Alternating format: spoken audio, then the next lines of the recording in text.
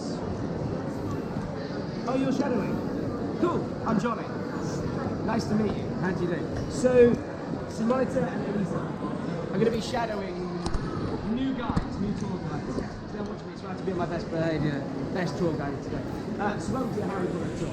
Let me explain what we're going to do this afternoon for the next few hours. So, I'm sure you all already know this, but when the Harry Potter films were made, although I just learned that Jamie's never seen a Harry Potter film. Not a single one. I don't know how that's possible, but we're going to make a fan of you I'm not today. into more Don't worry, we'll make a fan of you. goblins and Hogwarts. When the Harry Potter films were made, J.K. Rowling, she's quite a demanding lady, quite a specific lady. She wanted things done her way. There are two things that were consistent throughout all of the movies. It's very British. Firstly, every actor or actress in the Harry Potter films were from somewhere within England, Ireland, Scotland or Wales. Every filming location, whether it was a real place or a set or a studio that they built, that was again somewhere within the United Kingdom. It is literally the most British film and book franchise of all time. So Even more British than Carry On. Maybe, it's up there. Anybody know where she was when she first thought of Harry Potter? When she created, the train. 10 points to Gryffindor, right here. She was on the train. Anybody knowing where she was going? Manchester to Piccadilly. Manchester to King's Cross, No, initially. just showing off. Where we are right now. Yeah. Manchester to King's Cross. And so the story goes, whilst the train is stopped, it was delayed. On the back of a receipt, coffee receipt, she wrote the words, "Boy Wizard." And that's how it all began. Many, many years ago, after that, she moved to Porto in Portugal. She developed the books out there. She moved back to the United Kingdom. She moved to Edinburgh. She got a job in the Elephant House coffee shop. And then she eventually moved to London. So there's inspiration all around the world. And she used to work for a charity on a road called The Strand in London, which is right near Trafalgar Square. So you'll notice that within such a small area of London, there's lots of filming locations and lots of things that triggered her imagination. So whilst we're going to look at what basically how it's going to work is I'm going to show you filming locations. We're going to stand out the front. I've got lots of pictures to show you, and you'll be like, "Oh, I see. That's how they filmed it there." And also lots of stuff behind the scenes as well. Lots of Easter eggs, not the delicious chocolate ones, but just in movie and book terms, lots of secrets, things that happen behind the scenes.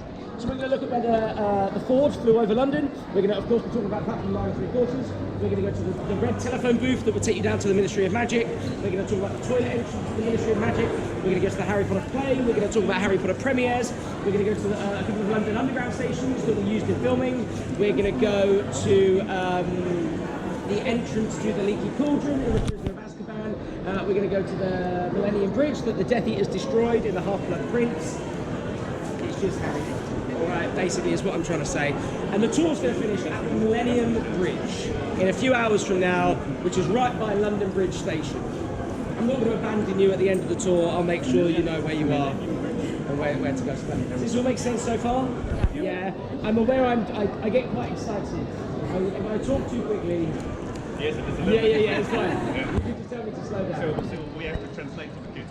That's absolutely fine. I'll be nice and slow. Don't worry. I'll make sure. Okay, no, that's okay. And obviously my name is Johnny as well. So I was just saying to Elisa here that I've been tour guiding in London for 3 years now. I wish I was a Londoner. I'm from Bournemouth. You guys have heard of Bournemouth? Yeah. I'm sure. What you like it? I used to live in Weymouth. Oh, okay, not too far. Do you know New Milton, Christchurch? Yeah, There you go. But I just say Bournemouth because it's the big one nearby. You guys ever heard of Bournemouth? Have you? Okay. Little seaside town. It's about 2 hours south, but I love London. I like a lot of tour guides. That kind of reminds me of. So here we are, me and Norm. We're on the Harry Potter tour. We think it's going to be fun, hopefully. That lady saw The Lion King last night. She cried. And let's see what happens. Please take it to a filling station. Surfaces may be slippery.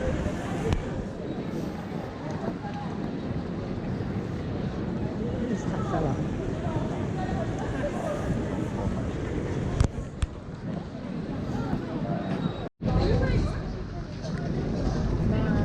Even though I'm enjoying it. What's that? I'm just saying we were I was worried that I wouldn't enjoy it. Oh, good. But I am. Good start, yeah? Careful. This is why it was just immense sense that I was driving.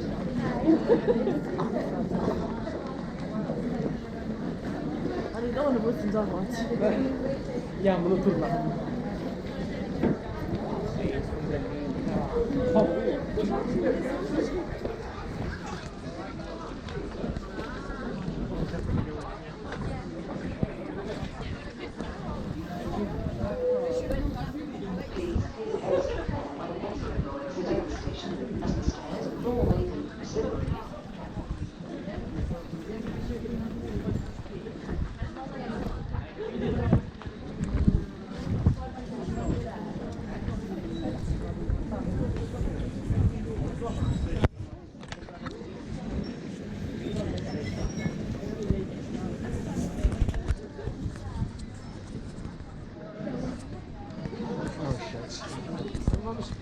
All right, everybody here.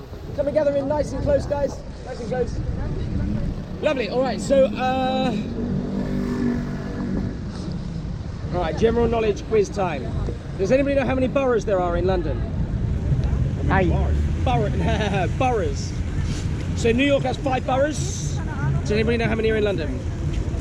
Way more. What is borough? It's the amount of boroughs, different areas. Ah, Yeah. Like Queens, Boroughs. Bronx. Yeah. Anybody know how many pods there are on the London Eye? So there's 32 pods on the London Eye, and they represent the 32 boroughs in London. The name of this one, anybody know the name of this one that we're going to be in today? You have a look at every street sign, in little red writing it will say the City of Westminster, and little red writing. Westminster traditionally is home to politics, the royal family, but we have so many famous roads. This here is one of the most famous roads in Westminster. This is Charing Cross Road. Now if you ask anybody Aye, aye. who's ever, anybody who's wanted to get a book published, who wants to have their book taken to a literary agent, they would have visited Charing Cross Road. Pretty much all of the huge, Have you heard anyone? pretty much every major book publishing company, every major literary agent is here on Charing Cross Road. So J.K. Rowling is very familiar with this street. So what you're going to start to notice now is there's so many things were inspired by what's around here. Firstly, we're going to head straight up in this direction, guys.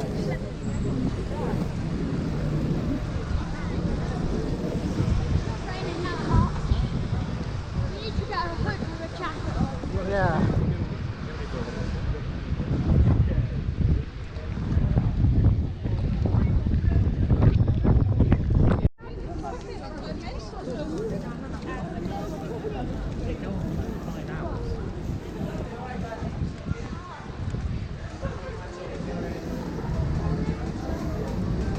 Enjoy the rain. Listen, it wouldn't be an authentic London walking tour with no ordinary rain. Come and gather in much closer, guys. Every stop's comfortable space. So this here, this is one of the biggest theatres in London. Did you guys know about this? Have anybody been here before? You been inside? You've seen it, not yet. So this area is called Cambridge Circus. We're now right in the heart of what we call the West End. In Manhattan, there's Broadway with all the theatres. This is what we call the West End of London. Over here is Covent Garden. Over here is Soho. In this direction is Tottenham Court Road. Do you remember the Primark that I mentioned, where you can get all the Harry Potter stuff? Yeah. That's literally just down here by Tottenham Court Road Station if you want to go after the tour. This is the Palace Theatre. This is one of the biggest theatres in London. So many famous shows have been on here. Les Miserables opened here about 35 years ago before it went down to, oh look, for example, see Shaftesbury Avenue? If you look at the red banner above the Shaftesbury Avenue, you can see the Greek, laughter and tragedy masks on the right hand side. That represents that this is the theatres around here. Now Shaftesbury Avenue are pretty much all the biggest shows in London, but the Palace Theatre is so famous, and it is of course at the moment home to Harry Potter and the Cursed Child. So who's read the Cursed Child? Yeah? Who's seen the Cursed Child? It is very expensive. So the days of waiting years to get tickets. Firstly, if you're not familiar with what it is, I'm sure you already know. It's a story set 18 years after the Deathly Hallows Part 2. It's the story of Harry's son and his experience at Hogwarts. I'm sworn to secrets. When you leave the theatre, they give you a badge that says keep the secrets, because the illusions, the thing they do on stage, you wouldn't want to know about, basically, before you already go and see it. It's quite a controversial topic for a lot of Harry Potter fans, the Cursed Child, because, well, whilst I'm not a massive fan of the writing, the show itself is absolutely amazing. But of course, you may or may not know this, she didn't write this. She didn't write this. Look, if you have a look, it says, based on the original news story by J.K. Rowling. Now, J.K. Rowling, she allowed it to be made. She said in an interview her favourite character, not favourite, one that she finds the most interesting is Albus, Harry's son. If there was ever going to be a sequel, she always said that's what she wanted it to be about. But look, by J.K. Rowling, Jack Thorne and John Tiffany, these guys, these are the writers. She just merely allowed it to happen. It is amazing though. If you want to see it and you're worried it's going to close, don't worry. It's going to run for a minimum in London of 26 years already. It's on Broadway, it's in Australia. They signed the contract right here out 3 days ago to have it open in Tokyo. The days of waiting years to get tickets are over as well. If you're interested in theatre in London, there is one app that you want to download and it looks like this, Today Tix. Today, T-I-X. You can see here it has every single show in London at a nice discounted price. A lot of theatres have what's called a rush ticket as well, where you log on at 10 AM, you can get top price seats for £20. But the Harry Potter show has something called the Friday 40. Enter the Friday 40. There we go, I've entered it. Now what that means is, oh, I've already entered this one. What this means is that tomorrow, on Friday, the Friday 40, a lottery. People are pulled from this electronic lottery and you can get tickets for £20. £20 for each part, bear in mind. So £40 in total. Or you can walk round in this direction to the box office. You can knock on the door and ask if there's any tickets. I tried it about a year ago and the lady behind the glass screen said, oh yeah, I've got a ticket here, £150 each. I was like, I can't afford that. As she went, or refreshed it, and somebody had just cancelled their £20 ticket. Somebody had just cancelled their Friday Rush lottery ticket, and I bought them there and there. So that's how I saw it. I saw the show for £20. Can you see both parts in one day? You can see both parts in one day, or you can come back on other days as well. It's entirely up to you. All right. Is it like it's like part 1 in the afternoon, part 2 in the evening? Exactly. On matinee days. Some days they'll just have one show, and it'll be Part 1. Part 1 or part 2, yeah. So sometimes I saw it both in one day, but for example, when I saw part 1, there was a few empty seats in front of me that were taken during the evening, and those people that were watching part 2 in the evening had seen part 1 previously in the week. All right. Does that make sense? How much? From £20 for the lottery to about £200 per show. You know, like in like Leicester Square, how much do you get for that? In the ticket booth, this show doesn't really need to advertise itself too much. This show will sell itself. Discounted tickets are generally for shows that aren't doing too well. But probably the cheapest you're looking at if you buy direct is 60, 70 pounds. We're going to keep moving, guys. We're going to cross back over.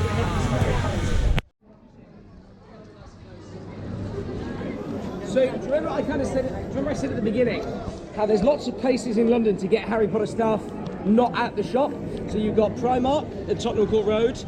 For sweets, you want to come to Hardy's here behind you. This is the inspiration for Honey Dukes.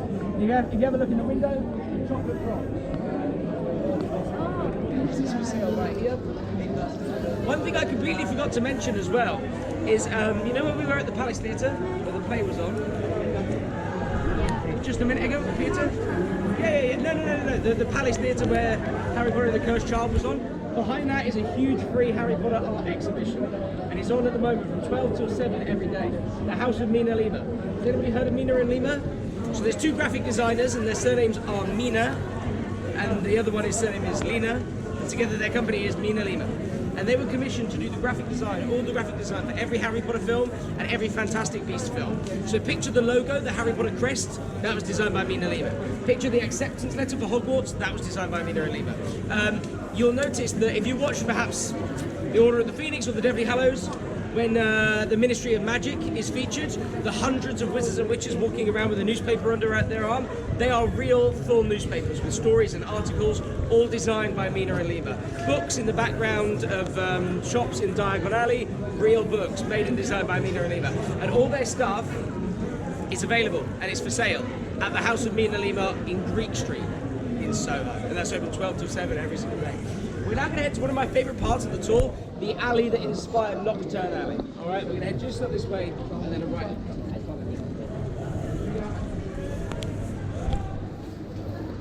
Esatto, siccome stavamo aspettando un altro verifica, mi avevo mandato tutto qua quando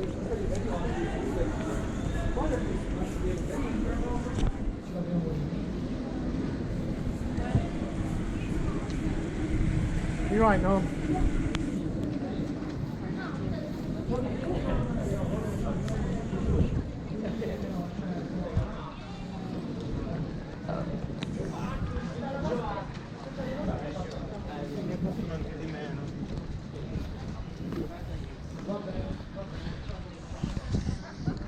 On the Harry Potter walking tour, having fun.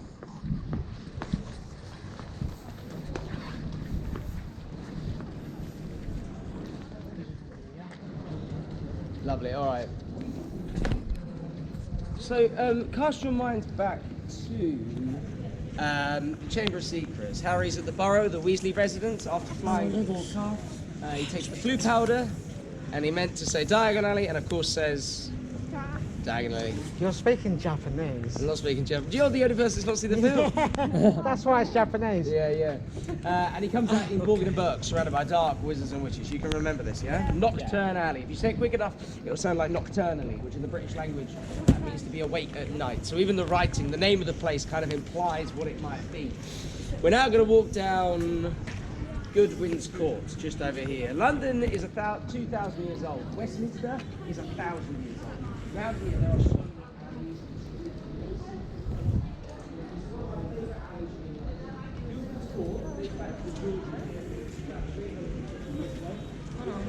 Yeah.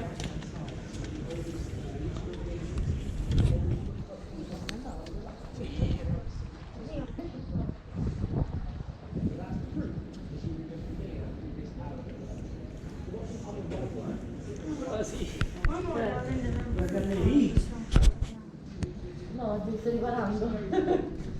Very quick stop, guys, till we gather in. You probably know this. I was talking about it earlier. Every museum in London is free. Did you guys know this? So the Science Museum, Natural History Museum, the British Museum. This is the National Gallery, the work of Monet and other icons. And here is the National Portrait Gallery, which is actually going to close in March for 2 years of refurbishment. So if you want to see it, now's the time to go. There is a very tenuous link here to the rest of the tour. You can see how I've shoehorned it in. To get your painting up inside the National Portrait Gallery or your photograph, you have to be an iconic Brit or somehow linked to the Brits. So there's lots of scientists, philosophers, artists, musicians, members of the royal family. But for 10 house points, who do you think the youngest person is? J.K. Rowling. Even younger. Liam Gallagher. No, younger. That's not, hey? Yeah, Daniel Radcliffe. Daniel Radcliffe is the youngest royal. However, about 10 points to Gryffindor, yeah. About 3 weeks ago, he was overtaken by somebody even younger. Just as famous. Maybe more famous. Harry Styles. No, but you're on the right lines. He's got hair like a Weasley, this person. Yeah, Ed Sheeran. Ed Sheeran is now the youngest non-royal. Our next stop is going to be Trafalgar Square. We're going to cross over here.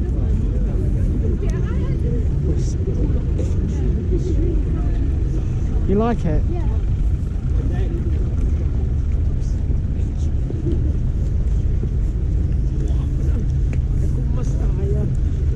Nice mask, Lord Vader.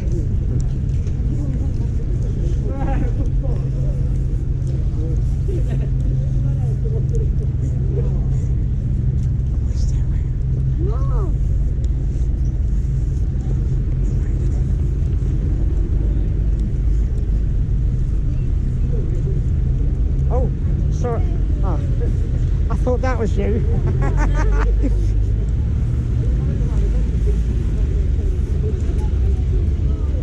We made a deal that if it was raining or the tour was crap, we would leave.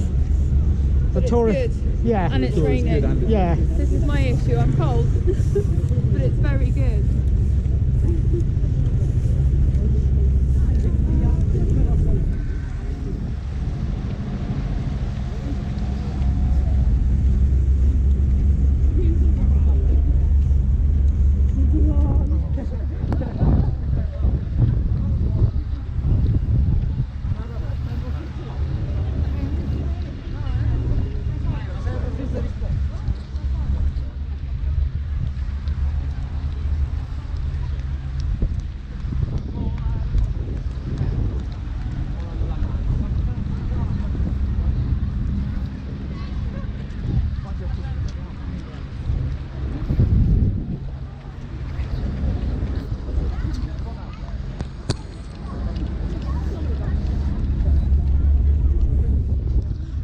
I've never seen a single Harry Potter. Me and my nephew were on a Harry Potter tour, as if you didn't know.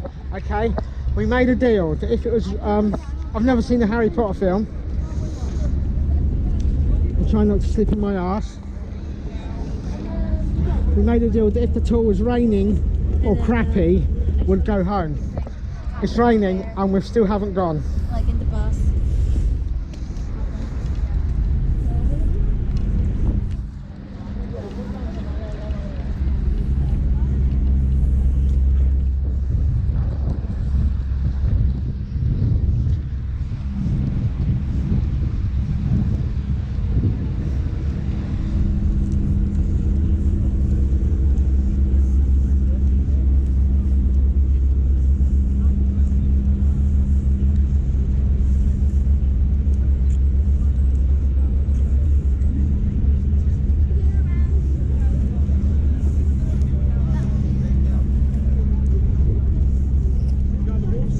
That's the official centre of London. If you want to become a black cab driver, you have to learn every single road within a 9-mile radius of the roundabout at Trafalgar Square.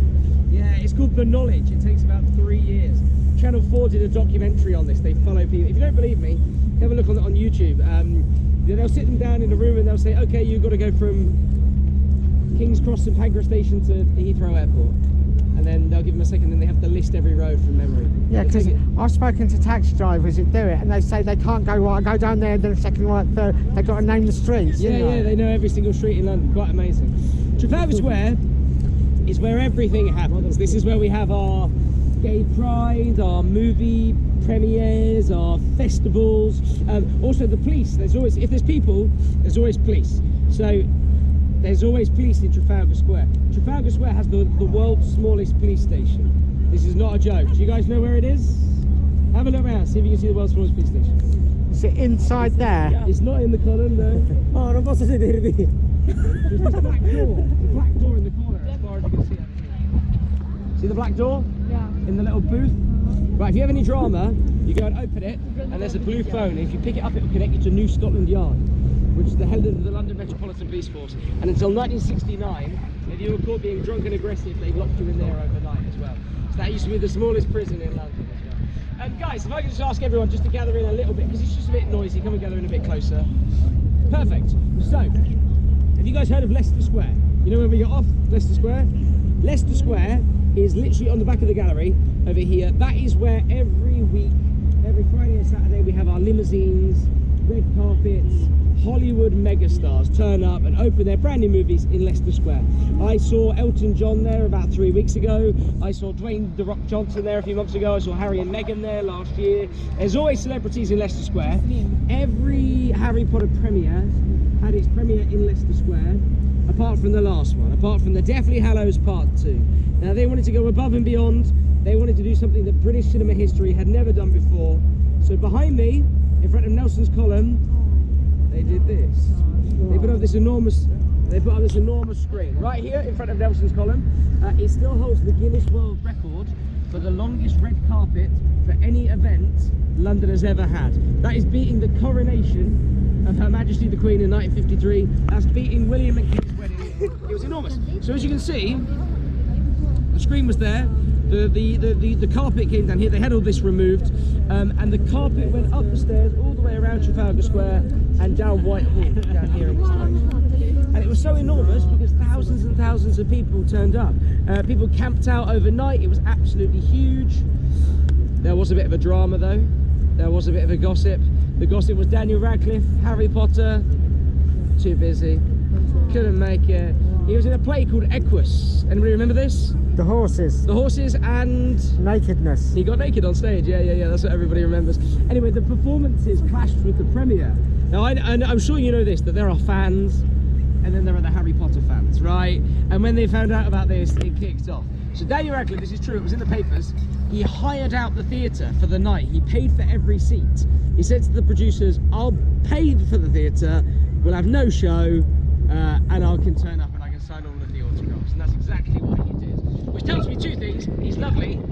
He's And loaded. he's loaded, yeah.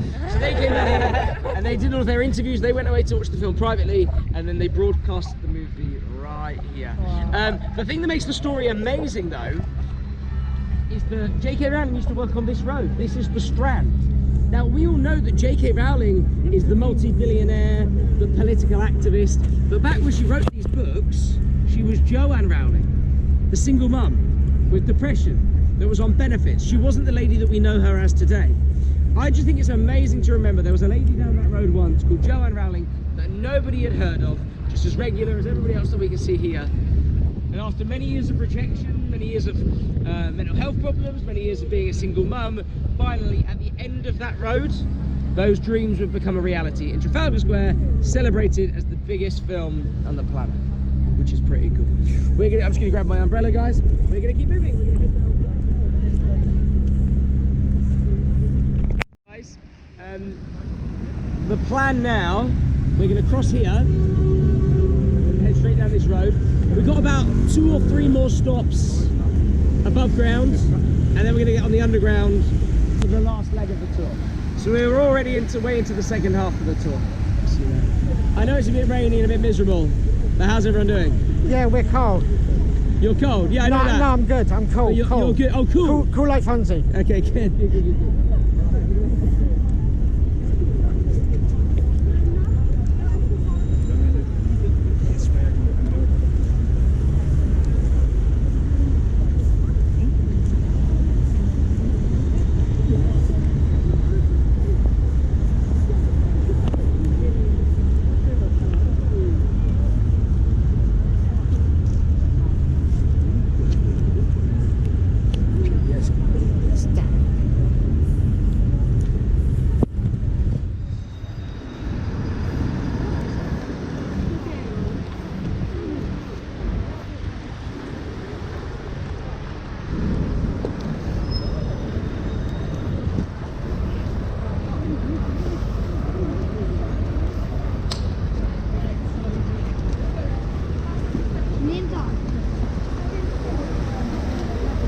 Hello, you alright?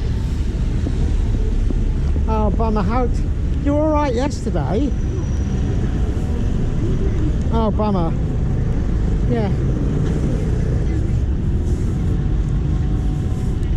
Yeah. Okay, if you want, don't bother coming. Well, yeah, you'll pop round and see Dad, won't you? Oh, right, okay, no worries. Yeah, it's just that the bus came early, so we left. Okay. Okay, yeah. Yeah, okay. Okay, well, don't worry, we're on this tour, it's good. Yeah. It's damp, but when you know, not enough to make us get off it. You know what I mean? But anyway, okay. Well, I'll see you later.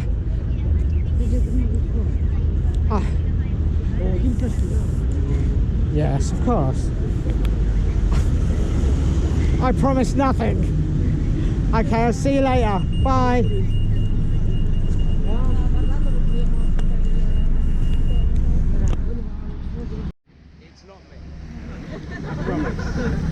Is this, which is why we had to keep it clear. So this is called Great Scotland Yard, which used to be the Scottish Embassy, and then home to the police, and now it's home to the police horses. So you'll probably see a bit of hay, maybe, somewhere. Horses are always coming and going from here, all right? So as I said earlier, how many boroughs in London? 32. Yay, 32. And the most famous road, one of the most famous roads, is Whitehall. You ever played Monopoly? You've probably heard of Whitehall. Yeah. This is Whitehall down here. If you walk down Whitehall, you go from Trafalgar Square past number 10 Downing Street, past the tax office, the Chancellor, the Home Secretary, the Foreign Secretary, the Ministry of Defence, the Ministry of Agriculture. All of our real ministries, all of our political power is down here. Now, J.K. Rowling says in the books, the Ministry of Magic is just off Whitehall. She kind of wrote that knowing that Londoners would go, Ah, clever. Like the real ministries are just off Whitehall. We are now just off Whitehall. One of the most important jobs when it comes to filming is the location scout. Somebody who gets sent out to look at potential areas to film. We are now just off Whitehall. So the location scout might get sent around here. And as you can probably tell, this is where they filmed it. So one of the first times we go to the ministry is, of course, in the Order of the Phoenix. Harry, do you remember what he does wrong? To be summoned for his hearing? Cast the Patronus in the presence of a Muggle. So Harry Potter and Arthur Weasley travel to the ministry, firstly on the underground, and then they take the red telephone. Can you have a look at this? I'll pass it. I'll make sure everybody's just see. You guys can see this? Do you guys remember this scene? Yeah. So this is in the Order of the Phoenix. Harry Potter and Arthur Weasley cross this road here behind me. They step inside the red telephone box, and they go down into the ground. I'm aware. There's no. I'm going to come back to it in just a second. So yes, pointing back this way, they basically redecorated this part of London. Firstly, there's about 5,000 telephone boxes in London. For the filming of Harry Potter, they picked an area where there wasn't. It's a fake. But not just that. Next to the telephone box, can you see a bridge? There should be across here. They built a fake bridge. Not only that, they got rid of the lamppost, and you got pillars to stop cars getting on the pavement. They got rid of them as well. People often ask me, well, why didn't they just go somewhere where there was a telephone box, where there was this, where there was that? Nobody really knows for sure. I think it's because they wanted it to be, well, look, when they filmed it, the ministry, the Great Scotland Yard was the home of the London Police Force. So perhaps it's implying that the Muggle law is literally on the other side of the road from the magic law, but only if you know it's there do you go. And in the books, of course, they step inside, they dial the number 62442, and then they go down into the grounds. But do you guys know why? She could have picked 1, 2, 3, 4, 5, 5, 4, 3, 2, 1, but she picked 62442. Any guesses? No. Who's old enough to remember predictive texting? Yeah? What about you, young man? Do you remember predictive texting? Nah, of course you don't. Girls, predictive texting? I don't think. So the old school Nokia phones from the early 2000s, where we play Snake, the greatest game ever. If you typed in a few numbers, it would guess the word that you're trying to spell, and with 6 and a 2 and a 4 and a 4 and a 2, you'd get M-A-G-I-C. So to get to the Ministry of Magic, you have to type the word magic. It's another little secret from J.K. Rowling. When they filmed this as well, Daniel Radcliffe was put up in this building. This is the Corinthia. In London, we got the Ritz, the Savoy, the Dorchester, the Lanesborough, and the Corinthia. £6,000 a night for the penthouse suite. Take them. And that's where Daniel Radcliffe was casual. Not bad for a 16-year-old, is it? We're going to cross over here. Not bad for 16.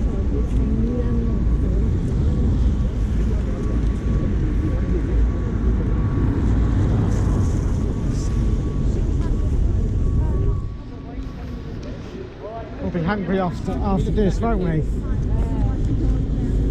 can bring everyone on this side, mate. Lovely. So that's the Order of the Phoenix. Harry, Ron and Hermione revisit the Ministry in the Deathly Hallows Part 1. Probably remember this, but not as themselves. They go... Hey?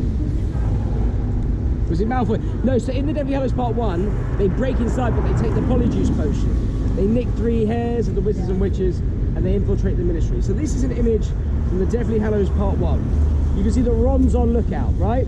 Ron's looking out for a wizard or a witch. And once you've seen this picture, all you've got to do, obviously, is just look behind me. This is where it's filmed right here. Rupert Grint is on that corner. Can you see it behind me? Yeah. And he spots a witch. He comes back to this side of the road, and he ties his shoelace to indicate that Harry should knock the witch unconscious, and they're dragged inside this building here. It then cuts to the inside, which is filmed in a studio in Watford, but it looks like it's inside here. It's somewhere completely unrelated. And then they leave, of course, as the new Wizards and Witches.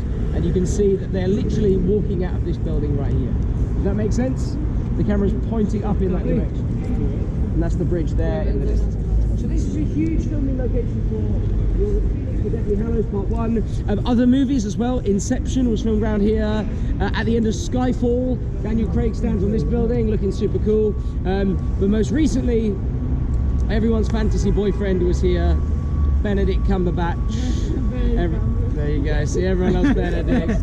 And he had a fight on this wall in the movie Doctor Strange when everything's moving quite early on at the beginning. So talking of filming locations, it is now your opportunity, if you want, to stand exactly where Ron Weasley once stood, get your Instagram stories looking sexy, and have a photo where Ron Weasley once stood.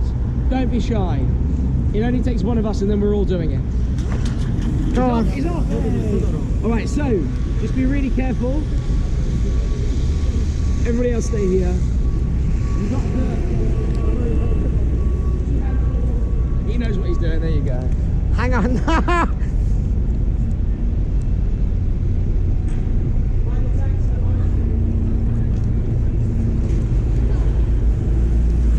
Let me get it from this angle, no.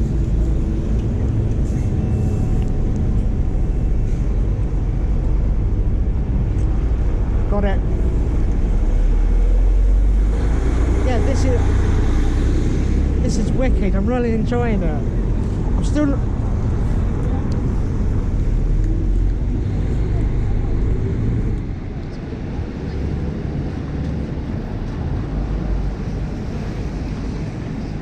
Anybody else? Sure? Alright guys, we're gonna It's because he's ginger, isn't it?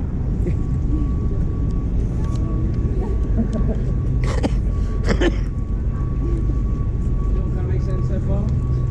Yeah. If you see a cash point, let me know, alright?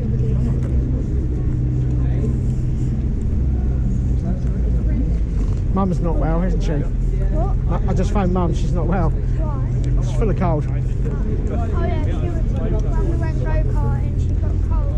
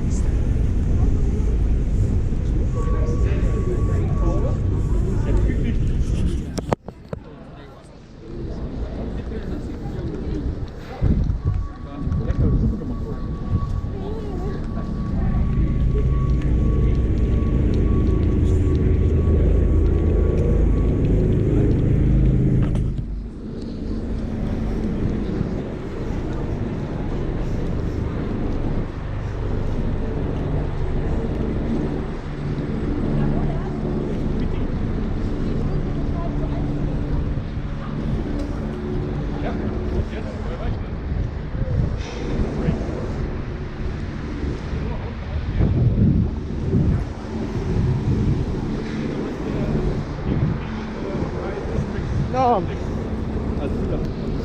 When you know when we were walking through Leicester Square this morning, and it was like kind of pissy and horrible, I nearly suggested that we don't bother. I'm glad I didn't.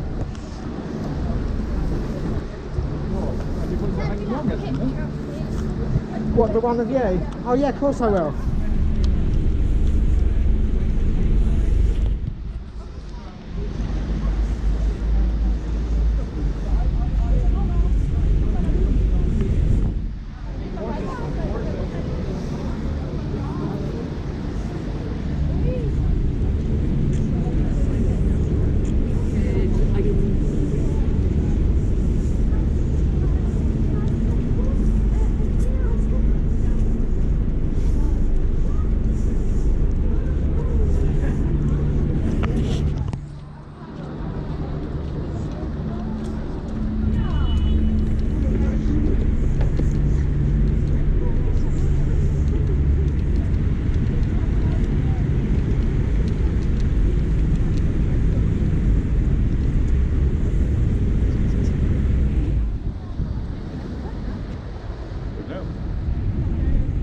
If we were stood here 400 years ago, this would have been the Palace of Whitehall. The palace burnt down in a fire. The only bit that survived is this bit over here. And this bit, banqueting house. Oh, we'll just cross over, guys, and I'll finish this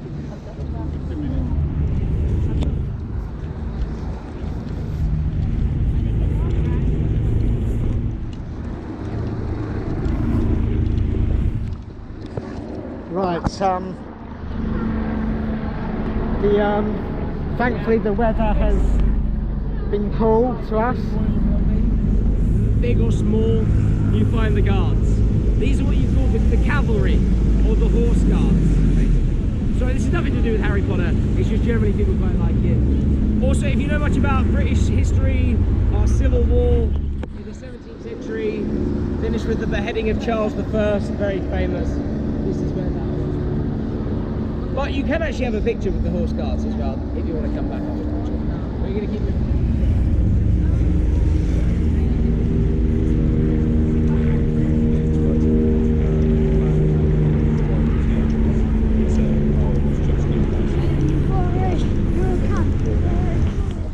Sorry?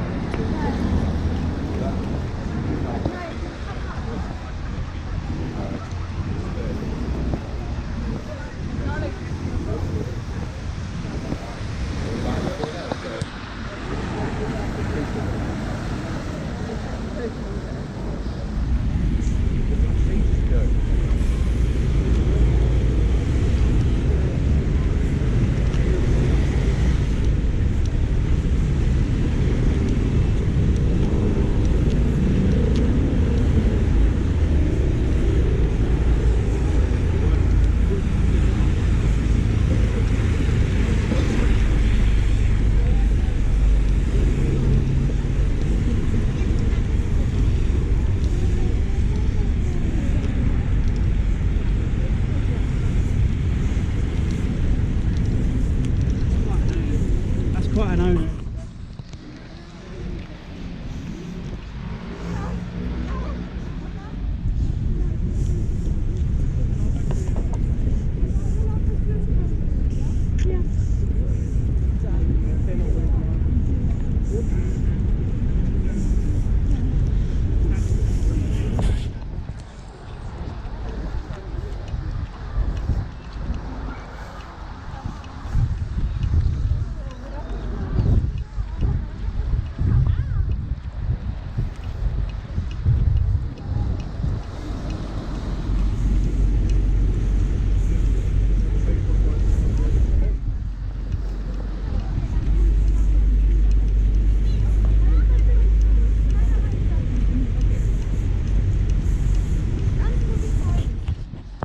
I don't think Norm likes it that I'm such a slow walker.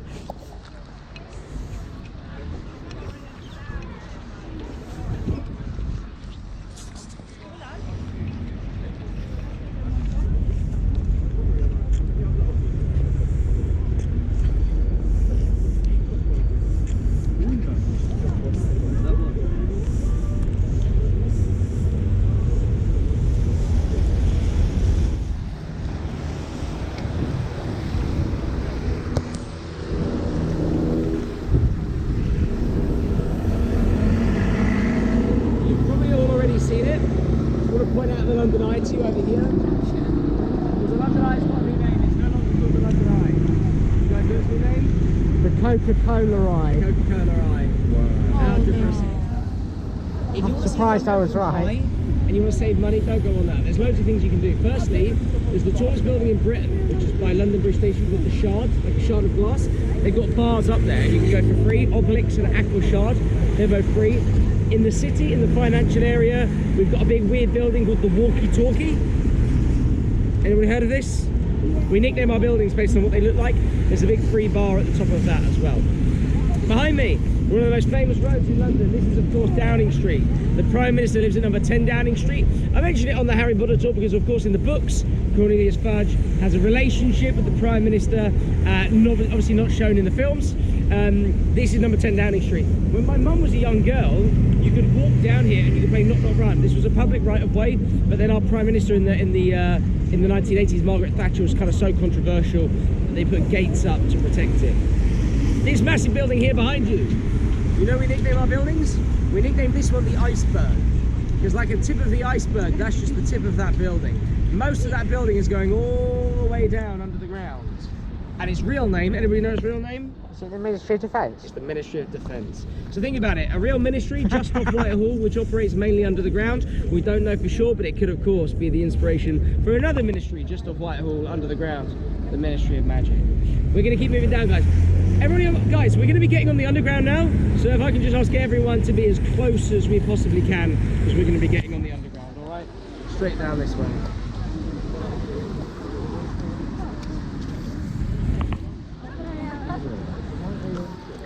Sorry. Everyone was trying to avoid the paddle. Oh, and also they had the option of, oh yeah, this is what I learned recently as well. They had the option of filming it at night when the tube wouldn't have been running and fill it with extras. But they decided no, that because there was a little bit of natural light that was coming through under here. And when they came here and did a bit of screen testing, they realised it didn't look right. It didn't look exactly right. So they spent thousands and thousands and thousands of pounds so they could shut this, and they filmed it during the day. They filmed it with hundreds of extras. So, we're about to get on the underground, guys. We're going to get on the Jubilee line, the grey line, and we're going to go just 3 stops to London Bridge Station. All right, Jubilee line, just 3 stops.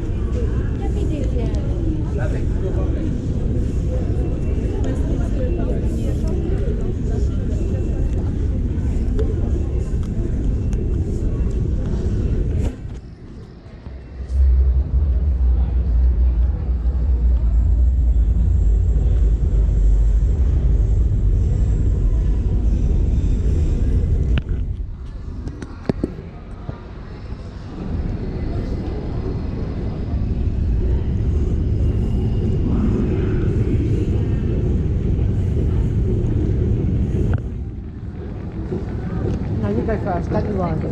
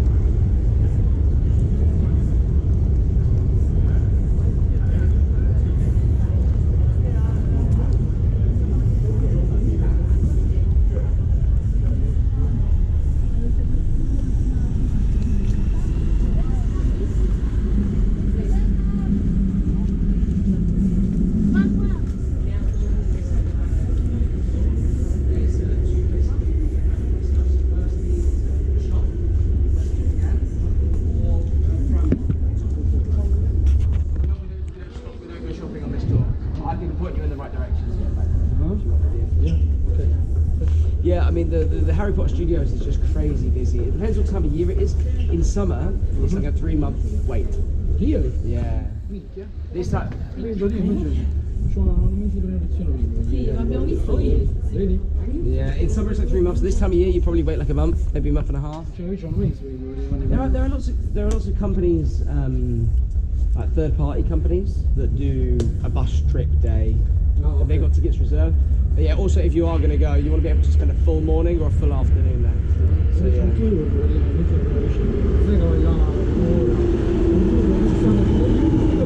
All right. Yes. Yeah, so just remember, guys, we're going to 3 stops. I'm getting off at London Bridge Station. Okay.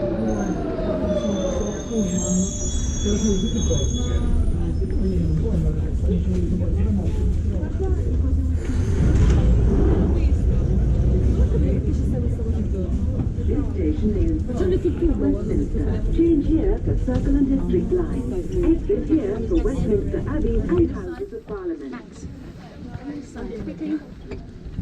This train terminates at Stratford. Hold on to this, please. It's just a train. We're just having a very busy time. Oh shit.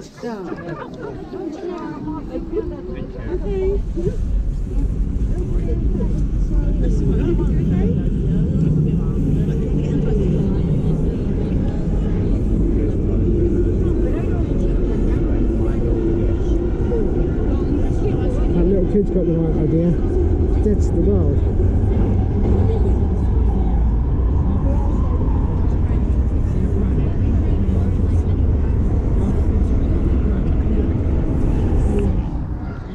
See you at London Bridge. This train terminates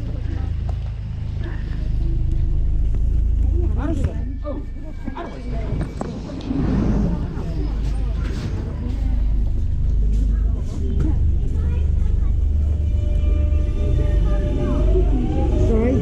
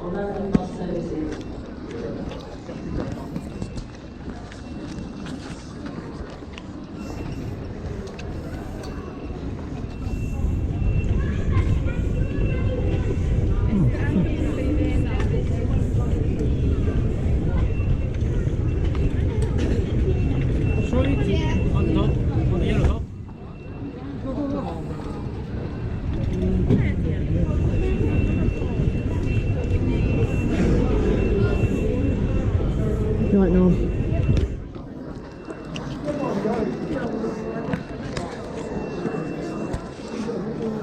Is everybody here in your group? Yeah? Cool. Alright, we'll head out this way.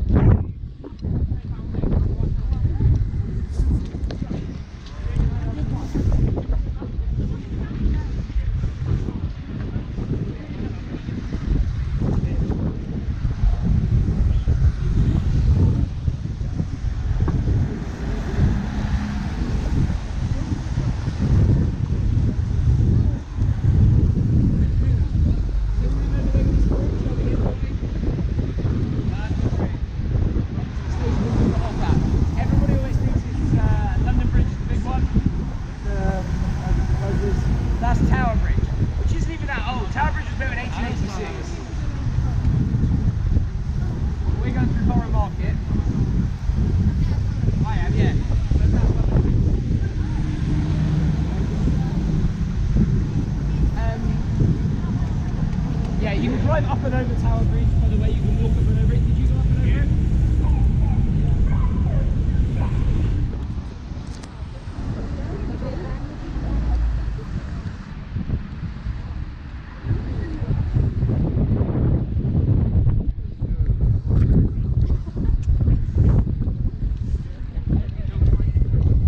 Cyclists.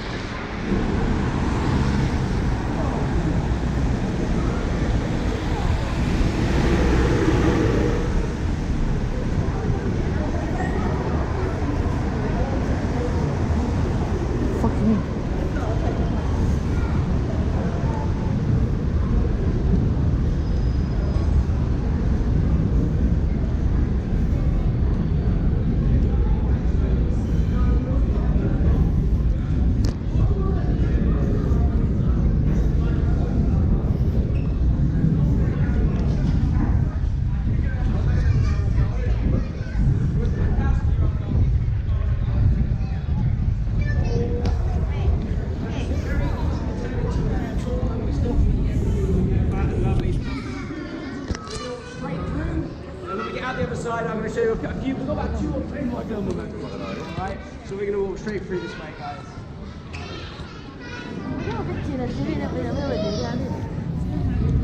Norm? Oh yeah, there he is.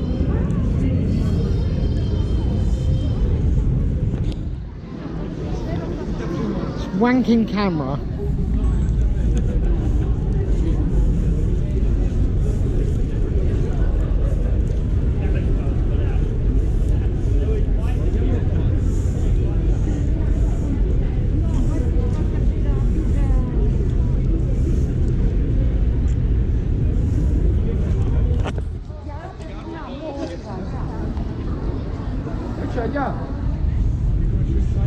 Mamma mia, che cavolo di no. Ah, car.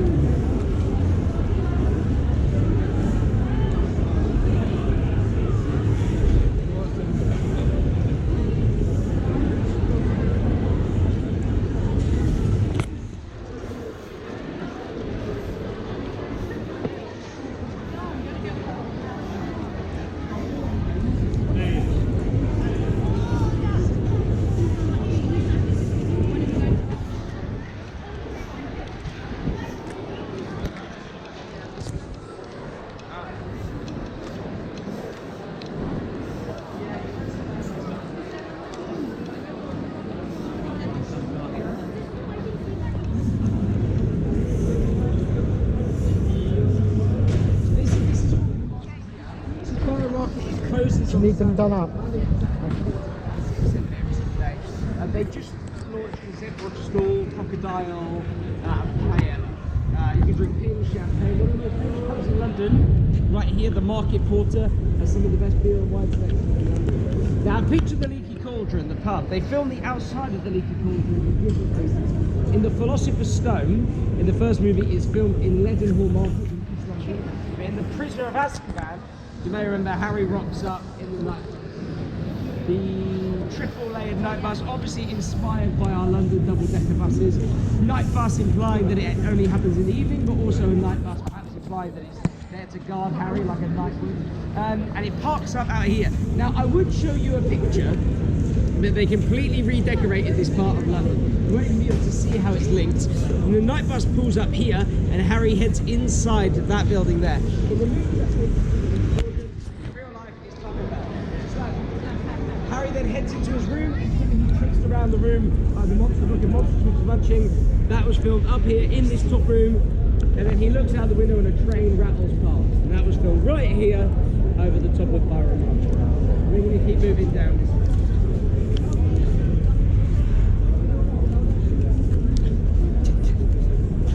This is a.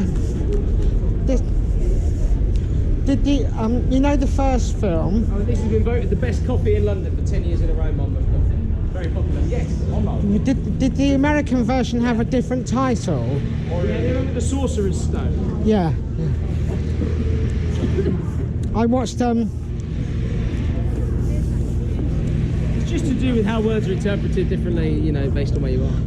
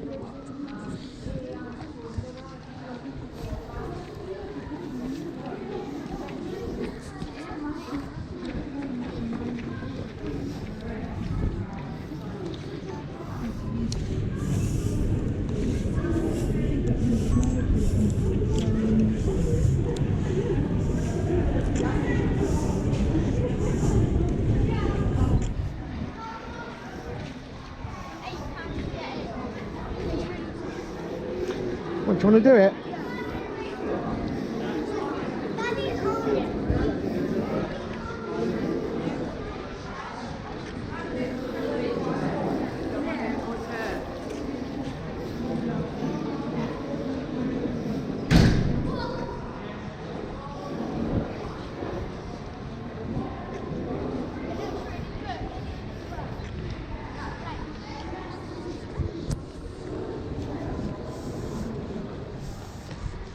getting knackered yet? No.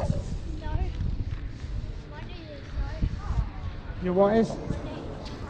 Because you remember when I done some tissue damage and ligament damage to my knee. Yeah. Do you remember when I was on crutches? Yeah, yeah. Yeah. That's when I've done it, and sometimes it like aches.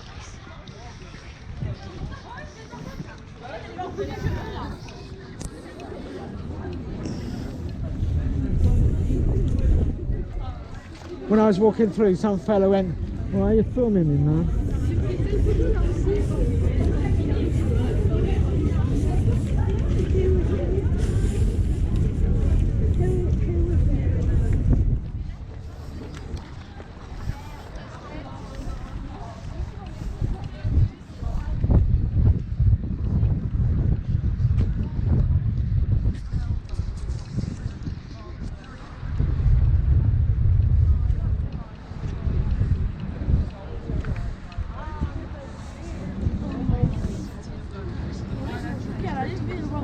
We nicknamed buildings based on what they look like. On the far right is, of course, the walkie-talkie. That's the Sky Garden with the big 3 bar at the top. This one is very famous as well, with the dome tree on your left. I'm sure you know its name. St What Paul's. about you guys? Hey, yeah, St Paul's Cathedral. This is St Paul's Cathedral. The construction began in like 1680. It was completed about 28 years later. It's also a Harry Potter filming location as well. The spiral staircase inside Hogwarts was filmed over there in St Paul's Cathedral. The dome that they walk around at the top is nicknamed the Whispering Gallery, because if you whisper on one side, your whisper will travel all the way around. That's why it's called. We've got one more stop, guys, just out here.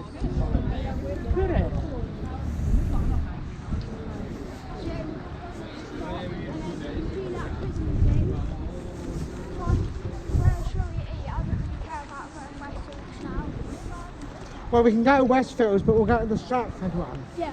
Okay, because that's just for that, you know, it's quite the trek to get to the Shepherd's Bush one. Yeah. You see, where it's only a few stops. We could even probably go to the O2 if you preferred. Yeah, let's go O2. I want to have a look at Kick It Town. Do you know the thing that you looked at yesterday? What is that? It's football things that mostly YouTubers go there. Don't see cameras there. Is that at the O2? Yeah.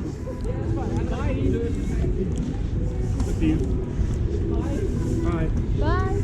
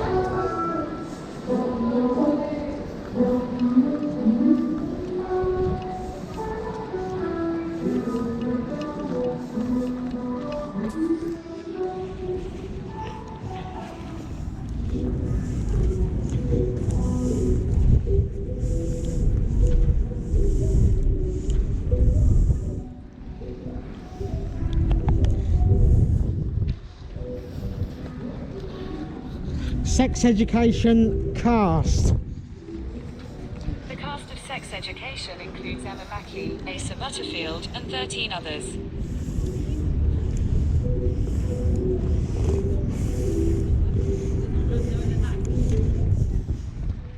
Ah. Oh, no, I need to speak to her.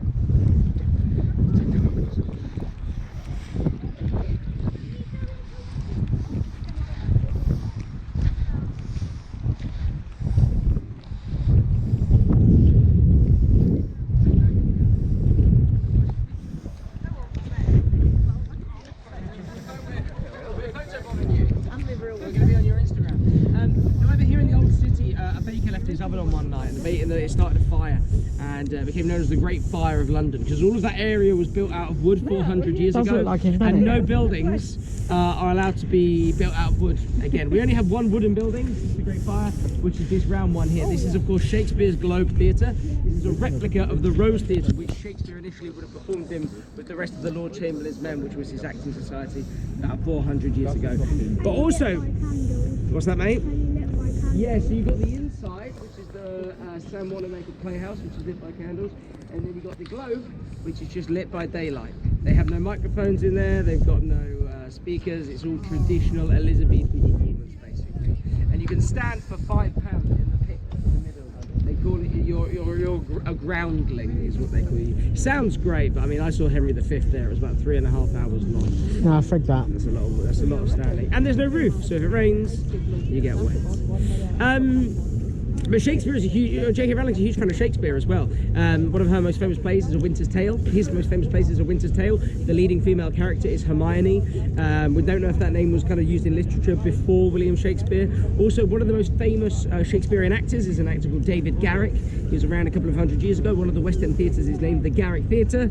And also, Ollivander's first name, the wand maker, is Garrick Ollivander as well. So we believe there's a few hints towards Shakespeare.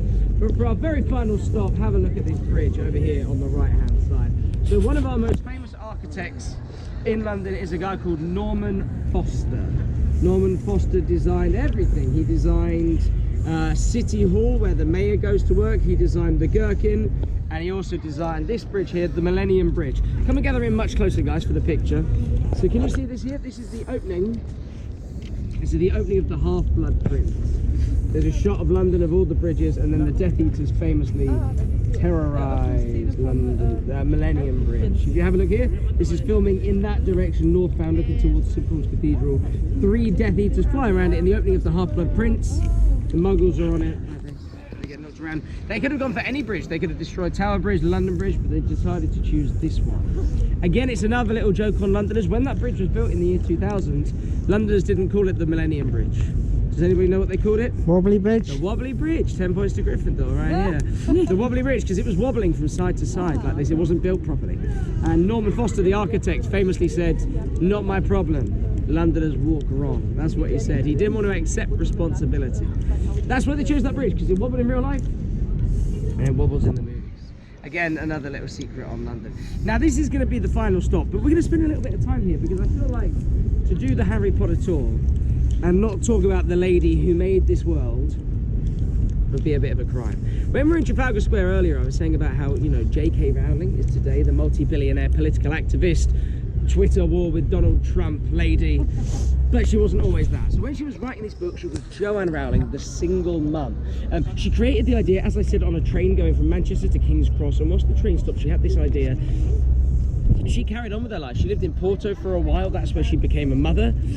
She started drafting the first book out there. She split up with the father of the daughter. She took her baby, came back to Edinburgh in the United Kingdom, and spent years grafting at the Elephant House coffee shop.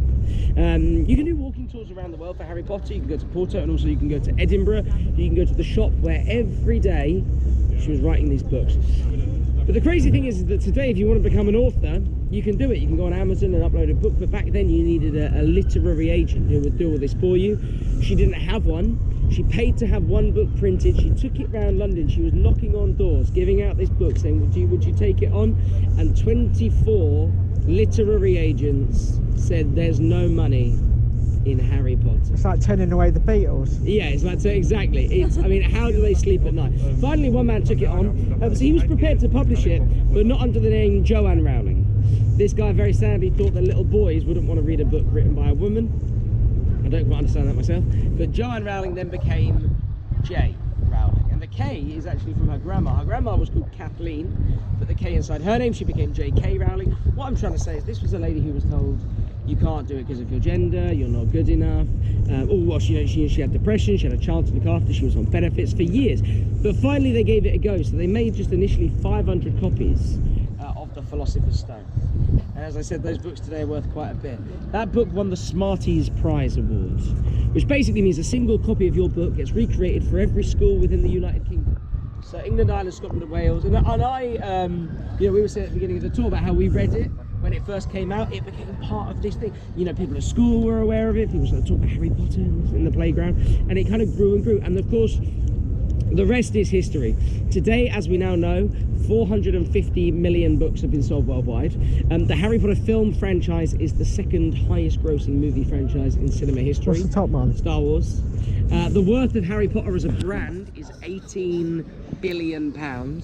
She is now the world's wealthiest author, worth a casual £1.2 billion. It Right, is that last pretty Wednesday.